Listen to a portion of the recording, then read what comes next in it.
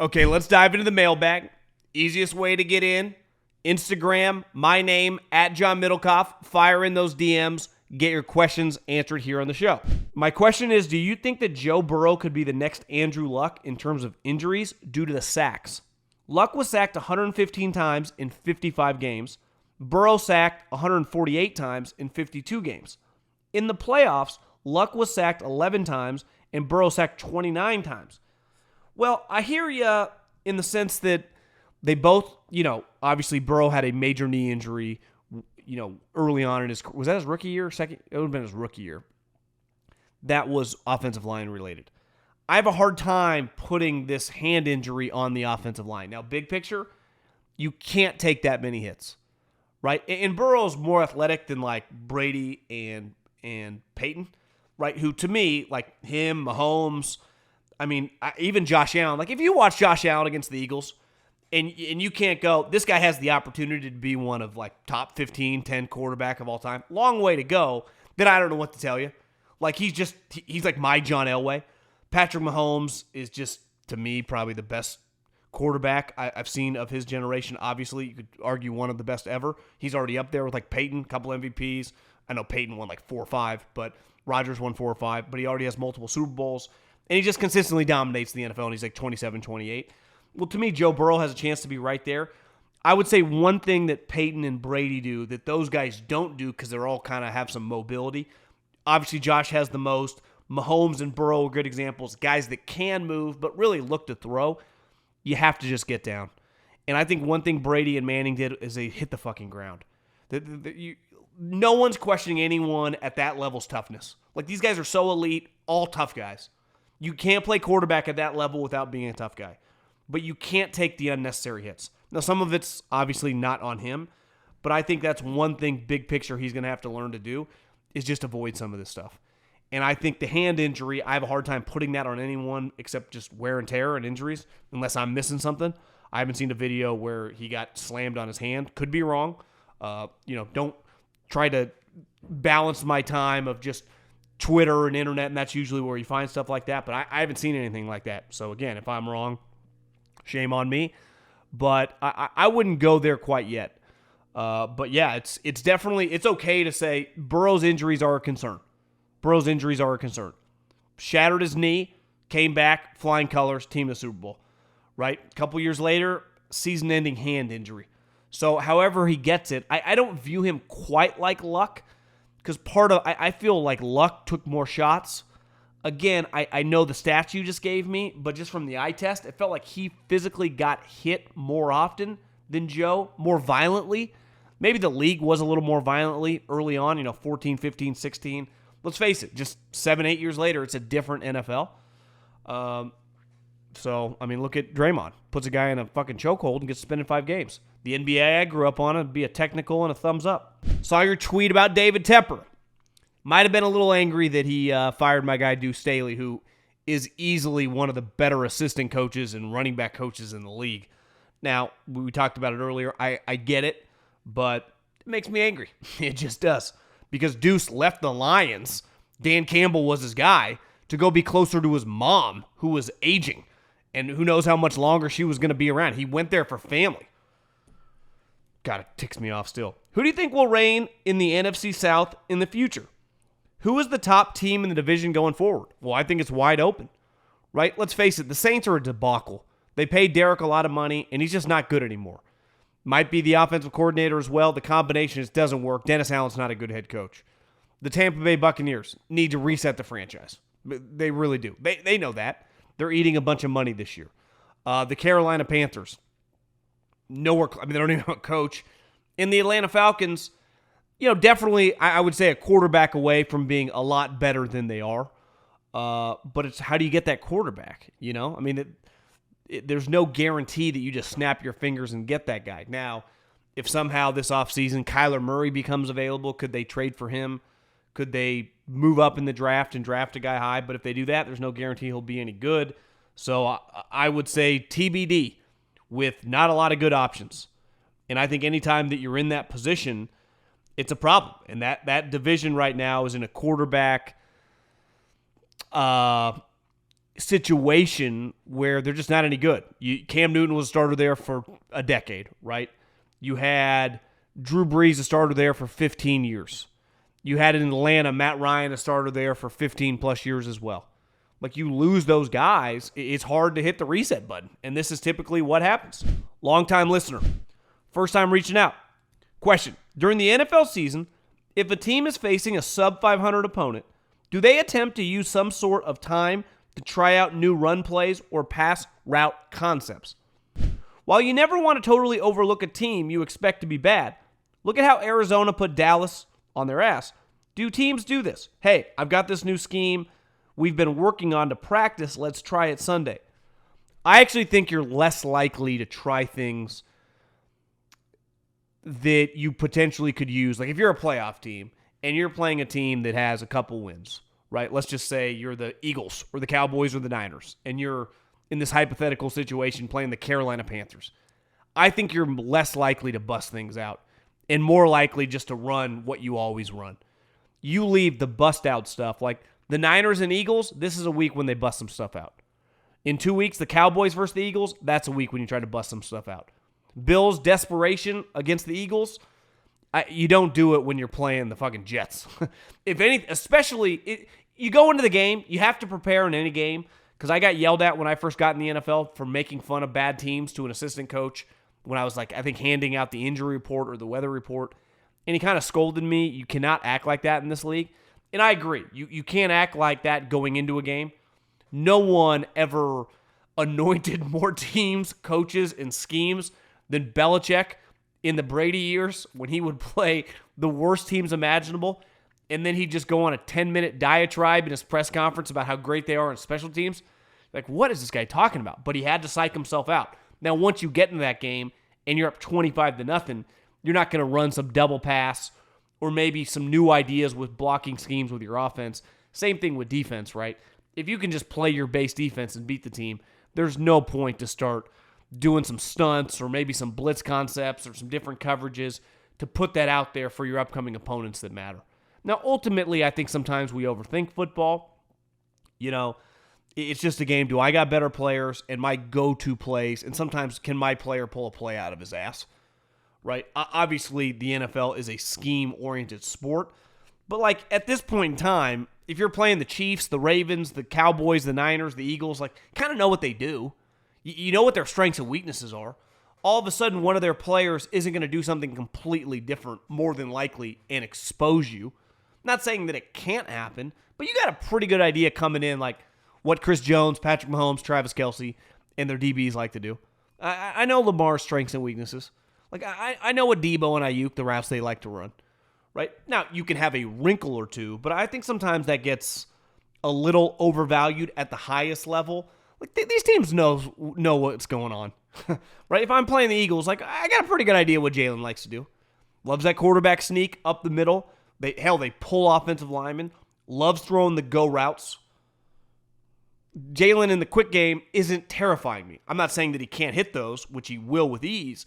But, like, to me, to stop the Eagles, if I'm the Niners this week, it's all about how do we slow down his first down runs, not like on first down, but like if it's 3rd and 7, either just he scrambles for a first down or design runs up the middle. And 2, how do we limit their explosive plays? I mean, it sounds basic, but that's fucking what they do on offense. I bet a lot of people listening or watching have been in an accident. I bet a lot of people have been into an intense car accident. And let's face it, not knowing who to call for help is hard. Hiring Morgan & Morgan is easy because Morgan & Morgan is America's largest injury law firm with over 100 offices nationwide with more than 800 lawyers. They've recovered over $15 billion for over 300,000 clients. Morgan & Morgan has a proven track record of fighting to get you full and fair compensation. They've been fighting for the people for over 35 years. Submitting an injury claim with Morgan & Morgan is so easy. That's the key. Not having representation is hard. Fighting with Morgan & Morgan is easy. If you've ever been injured, you can check out Morgan & Morgan. Their fee is free unless they win. For more information, go to forthepeople.com/John or dial #law, #529 from your cell phone. That's FOR, thepeople.com/JOHN, or pound law, pound 529 from your cell phone. This is a paid advertisement. Okay, big fan of 3 and Out, long-time listener. I'm a big believer in Purdy, but it does seem fair to want to see him play well in come-from-behind situations more often before we put him in the elite tier with Mahomes and Burrow. Do you think he is capable of it and more of a Kyle issue than we've seen this year?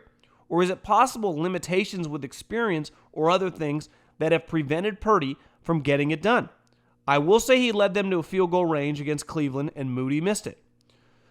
Well, that's you just threw out 2 names there.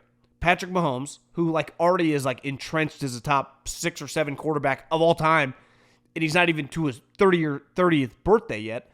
And Joe Burrow, another guy who looks like he's headed to be a top 10 quarterback ever, health permitting. So look who we're comparing him to. 18 months ago, think about that. I'm recording this on November 27th. Brock Purdy was 2023. Brock Purdy was drafted essentially May 1st, 2022. So we're talking 18 months. This guy was drafted in the last pick of the 7th round. That's who we're talking about. So comparing him to Burrow, that seems insane. Mahomes won the MVP a second season, right? And was a first-round pick. Joe Burrow was the number 1 overall pick. This guy was viewed as not even a backup, held by the fucking 49ers. The 49ers had paid Nate Sudfeld $2 million guaranteed to be the backup. Purdy just beat him out. And I don't even blame him. They needed a backup. You can't depend on your 7th rounder. So I think when we start, this is where I get uncomfortable with comparing him.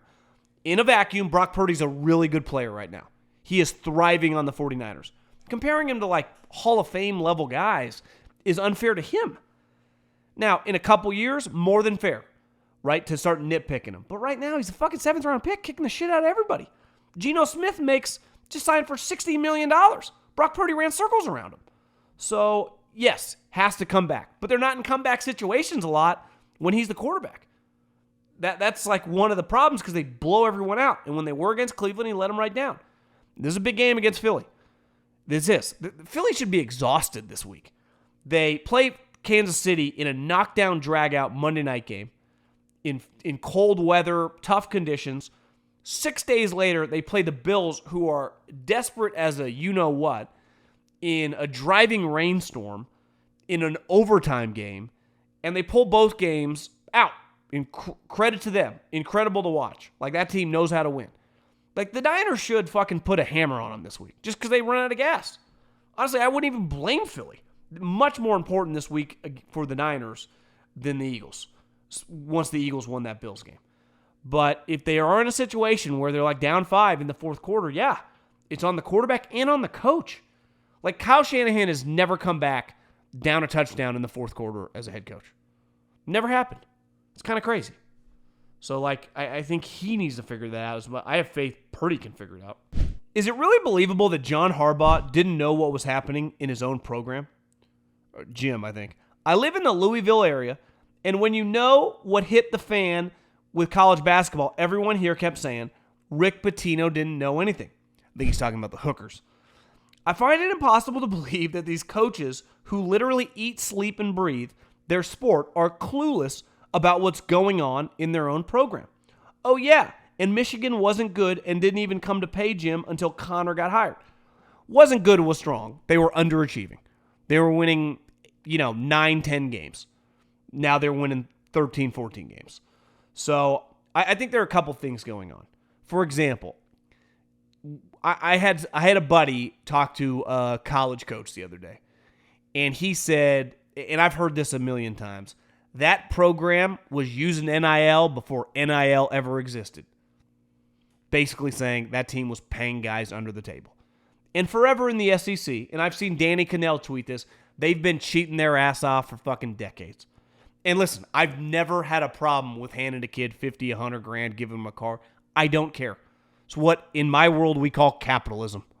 It's what we call what you have to do to be successful. You do whatever. It's not breaking the law. That's an NCAA issue with a bunch of overeducated loser administrators who you wouldn't fucking trust to walk your dog across the street. But this notion that there are these outlier situations, for example, the Rick Pitino thing. They got some hookers on campus. These are 7, 18, 19, 20-year-old guys. Like, who cares? Like, I'm unfazed by all. What do you think's going on with a 20-year-old at Louisville or at Kentucky or Duke? This is one of my issues. I like Jay Billis a lot. I really do. But he's talked forever about players not getting paid before now. It's like, Jay, you cover college basketball, which is not only way more corrupt than football because there's less premium assets, right, with the players. The top 10 guys are so valuable. Recruits in college football are very risky. There's a million fucking players. Like, the best running back in the country, one of them is arguably at Cal right now. He went to Norco High School in L.A. Any team could have had him. But he wasn't the biggest recruit. Now, like Alabama, Ohio State, Michigan, Georgia, they'll probably try to pay him this offseason to get him to transfer. In college basketball, that rarely happens, right? The Steph Curry stories, it's usually Zion, Anthony Davis, usually the top recruits or the top draft picks. And they have been paying. It's one thing in football for me to get a player, if I'm at Alabama back in the day, $60,000. Most people aren't offering him huge cash. Well, in basketball, $60,000, their family'd hang up on you. And these college basketball programs have been doing shady shit. When I think basketball, in the high level of college and the NBA, I think two things. Basketball, women. I'm sorry, that's just part of the deal. And I'm not bothered by it, but I think it's very disingenuous when people talk about, like, oh, I can't believe what? Everything was fucking. John Wooden had a bag man. He was a lawyer in L.A. So, Jim Harbaugh cheating. You ain't cheating, you ain't trying. This is football. Mike Elko just got $7 million a year for 5 years. There is so much money in the line, you do everything. I don't know what industry you're in, but every industry I've ever been a part of, everyone's pushing the envelope. With football, to radio, to now with podcasts. There's a difference between pushing the envelope and quote-unquote breaking a law. Because if you can't go to jail, then whatever. If you ain't trying, someone else will. Turn on any of these shows about these successful companies. Going to make you a little uncomfortable what they did. But guess what? They did it for a reason. It's usually why they got to the top. So that he had some dude, some Marine in Iowa, Nebraska. Like, I'm sorry. I just watched Michigan with a 37-year-old former, I was like, how old is this guy? He's younger than me. The interim coach, Sharon Moore, beat Ryan Day. Clearly, they don't have signals or anything, and if they did, Ohio State clearly changed it. Beat him straight up.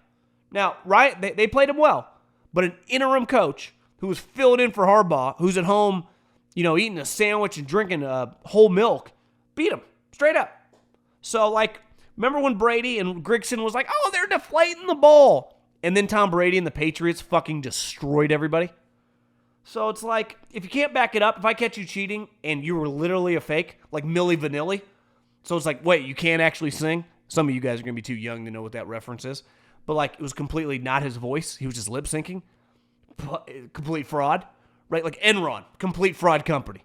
Bernie Madoff, Ponzi scheme, right? But if you don't think fucking Google or Amazon or Chase Bank or fucking whoever, the Patriots, the Niners, Bama, is doing some shit that's like, it's probably not above board, you got your head under the sand, man. We live in a world where you're either playing the game or you're getting played. And if you want the action, it's usually on the edges, right? It usually gets a little hot in the kitchen. Sometimes you get burned. Now, they got caught. Part of pushing the envelope, if you get caught, then you got to deal with the consequences. But I have a hard time to be like, is he know or didn't know? I don't know. Like, all these players, historically, in the cheating scandals in college sports with paying players, there was always like a separation between the head coach. So it's like the head coach never handed anyone the money. The head coach, it's why, what's his name, Jeremy Pruitt at Tennessee got in trouble because his wife was handing people cash. Like, you deserve, there's a moron tax in life. You think Nick Saban has ever handed anyone cash in a bag? Of course not. Do you think Bama has ever paid, I'm talking pre-NIL, people a shitload of money to come to school there? What do you think? Georgia, Ohio State, USC? Come on. Of course they have. That's why they dominate. You think they want to lose? Fuck no. Right? If you got the funds and you want to win, the world's your oyster. But if you get in trouble, that's on you. So it's a long way of saying, like, do I think that he specifically told him what to do? Probably not. Do I think that he had some idea what was going on? Yeah, I do. Do I care? Not one iota. Do I care that these basketball players forever got paid hundreds of thousands of dollars? Of course not.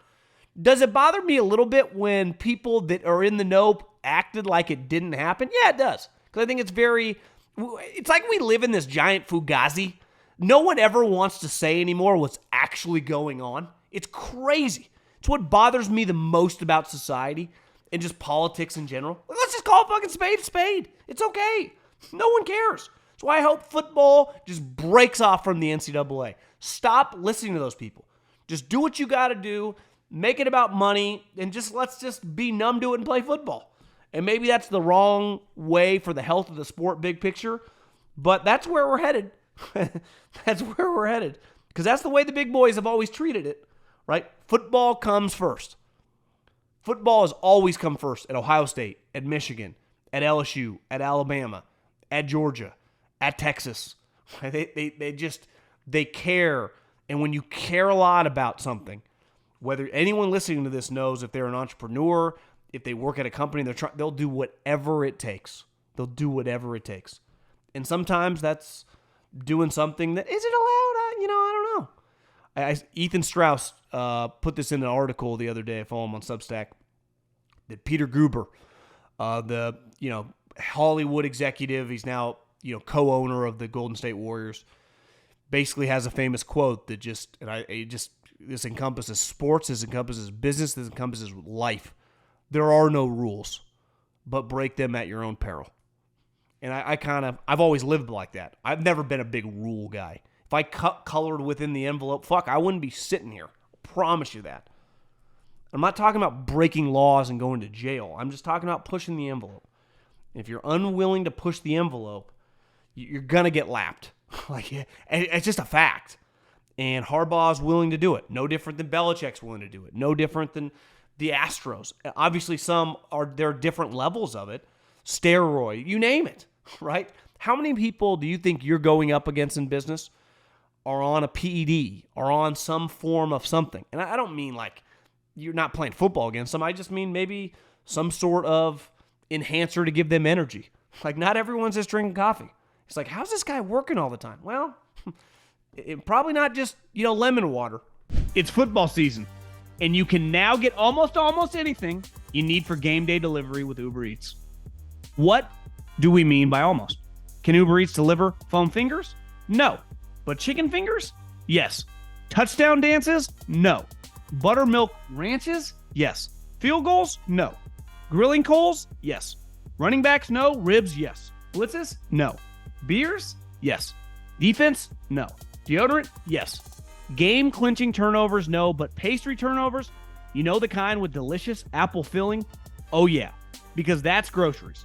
And get those delivered with Uber Eats too, along with food from your favorite restaurants and other essentials. And the best part, you can get it all without missing a second of action on your TV. There you have it. Get almost anything for game day delivered with Uber Eats, official on-demand food delivery partner of the NFL. Order now. Alcohol in select markets. Product availability may vary by region. See app for details. Hey, John, longtime miserable Charger fan. Assuming Staley gets fired during or after the season, who do you think the Chargers should look to hire? I'm not opposed to giving Kellen a shot, but with the Spanos being cheap, I'm terrified we're going to hire another guy over his head. Well, I think the big question now is, do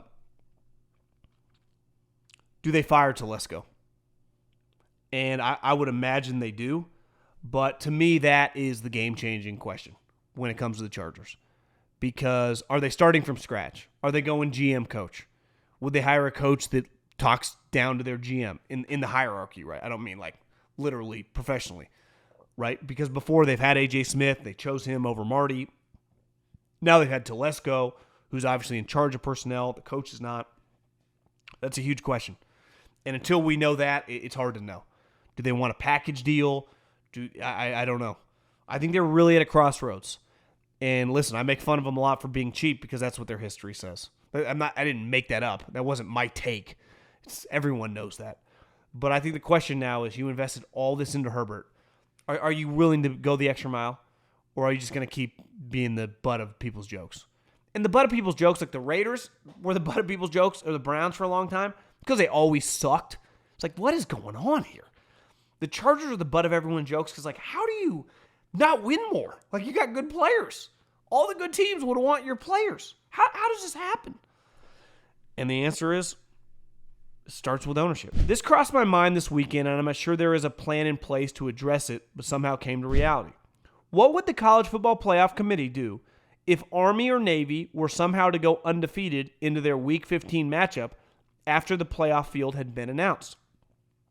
Always had the same thought for if either team had an outstanding player emerge as a Heisman candidate, ballots would be due prior to the biggest rivalry game of that player's season.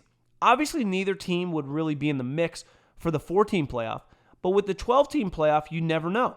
Both these teams absolutely suck right now, but they did each flirt with the rankings in the teens and ranges of the 2010s. I think there are some things in life that you could argue are so far-fetched that you just do we'll cross that bridge when we come to it, right? If that's ever the case, an Army or Navy was in the mix as an undefeated team, I think with the 12-team playoff, maybe they just throw them in if one team was legitimately undefeated. But it doesn't feel like they've even come remotely close to that. And obviously they both suck right now. I also think that depending on their schedule on a given year, because they're both independents, right?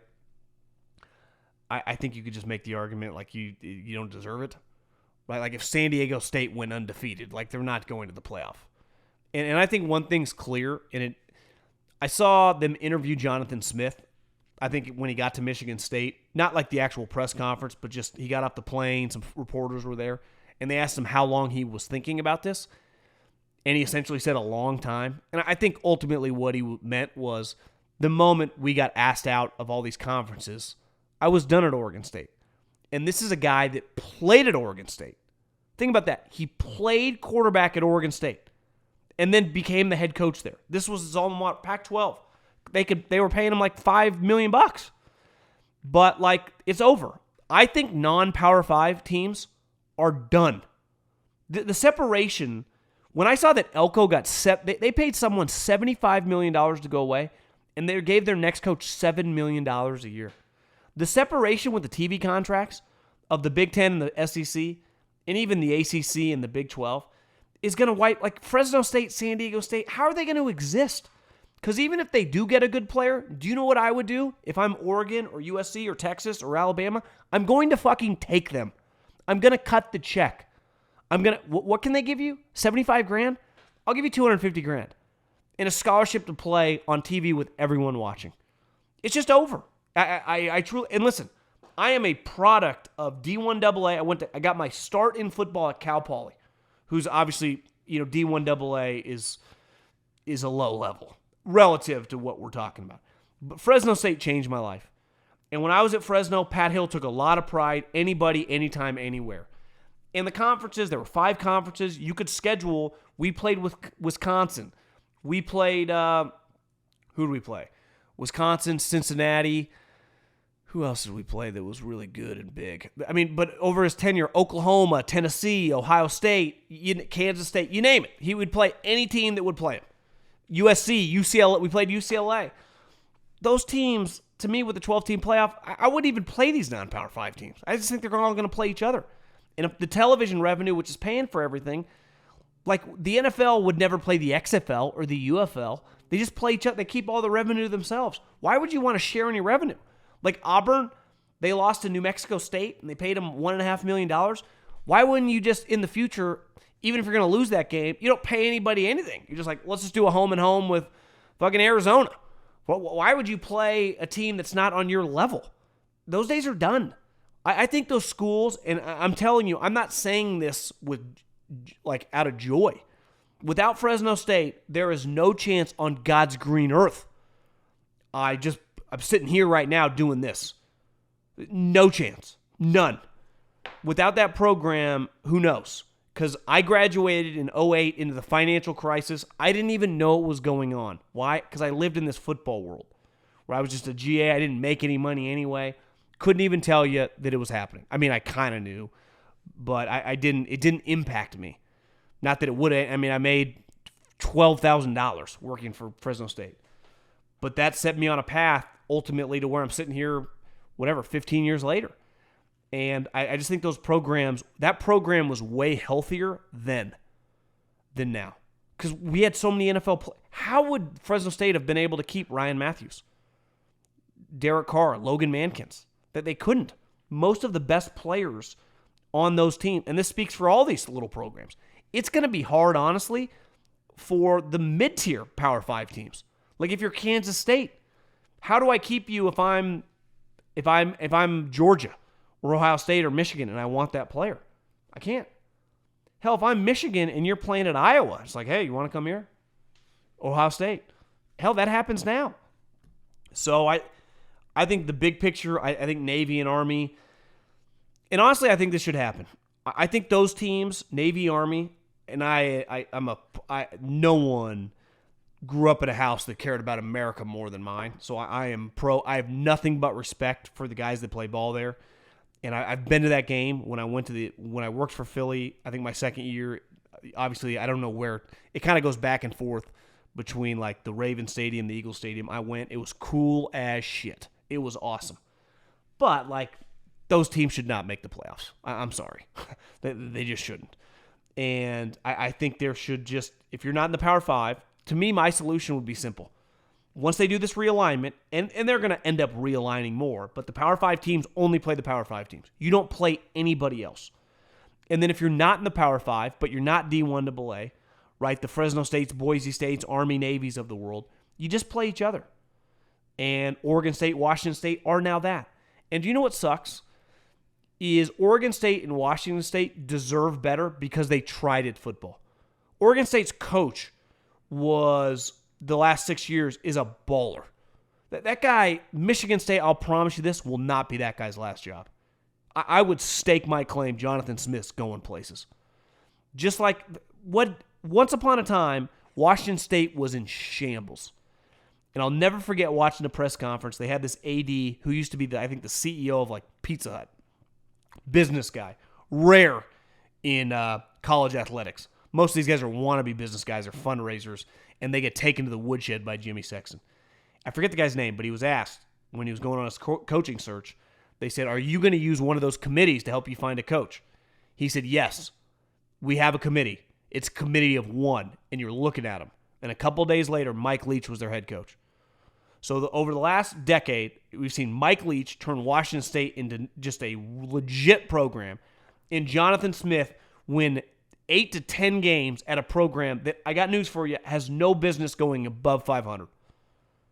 So those teams, because, the Big Ten was not going to offer them, just got fucked. Like, they care about football. They really try at football. And they have consistently won at football. But they're screwed. It pains me to say this because I grew up in a town. UC Davis is obviously not athletically on that level, but kind of similar. I knew a lot of people farmers, construction workers, like blue-collar people that were educated, that had college degrees, and they went to schools like Washington State and Oregon State. I feel like I know those people, even if I don't know them all. And they're just fucked from an athletic standpoint. It's over. It's over. Last year they were making, I think, like 35 plus, give or take, $1 million from the conference. Well, the Mountain West pays $5 million. They're gonna have to fire a lot. Like it's just done, and it sucks. It's not fair. And honestly, I got a little emotional watching football this weekend. The Oregon State-Oregon game and the Washington State-Washington game. Those games will never happen. The Civil War and the Apple Cup will never happen again. Like the Egg Bowl, the Iron Bowl, those are going to continue. Or Notre Dame, or not Notre Dame, Ohio State, Michigan, like those aren't going to stop. USC, UCLA. Those games, like I've been watching football for 30 years. I grew up on those games. I grew up watching these programs. And part of the cool part about having the underdog is sometimes they beat the big dog. I remember when in the driving fog rainstorm, Oregon State took down USC on like a Thursday or Friday night in the Pete Carroll era. I've seen Washington State win a lot of upset big games. It sucks. It does. And honestly, it kind of hurt. Even though I get it, I understand. Grow or you die. You got to adapt. Things change. Business fucking is part of the deal, right? But it did it was sad. It was sad. But it is what it is.